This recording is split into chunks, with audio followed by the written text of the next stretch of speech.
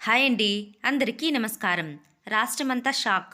కొత్త జిల్లాలన్నీ రద్దు అని లేటెస్ట్ అప్డేట్ అయితే రావడం జరిగిందండి. వీడియో ఎక్కడ స్కిప్ చేయకుండా చివరి దాకా చూడండి. అప్పుడే పూర్తి ఇన్ఫర్మేషన్ తెలుసుకోగలరు. అలాగే ఫస్ట్ టైం మన ఛానల్ని చూస్తున్నట్లయితే ప్లీజ్ సబ్స్క్రైబ్ చేసుకోండి. తెలంగాణలో గత బీఆర్ఎస్ ప్రభుత్వ హయాంలో ఏర్పాటు చేసిన కొత్త జిల్లాలను రద్దు చేస్తామని సీఎం రేవంత్ రెడ్డి అంటున్నారని, ఒకవేళ అలా జరిగితే ప్రజలు ఊరుకుంటారా అని బీఆర్ఎస్ వర్కింగ్ ప్రెసిడెంట్ మాజీ మంత్రి కల్వకుంట్ల తారక రామారావు ప్రశ్నించారు. ఆదివారం నాడు తెలంగాణ భవన్లో జహీరాబాద్ పార్లమెంటు సన్నాహక సమావేశం నిర్వహించారు. ఈ సమావేశంలో పలు అంశాలపై కేటీఆర్ చర్చించారు. ఈ సందర్భంగా కేటీఆర్ మాట్లాడుతూ, రాష్ట్రంలో ఉన్న జిల్లాల సంఖ్య తగ్గించేందుకు సీఎం రేవంత్ రెడ్డి కమిషన్ వేస్తామంటున్నారని చెప్పారు.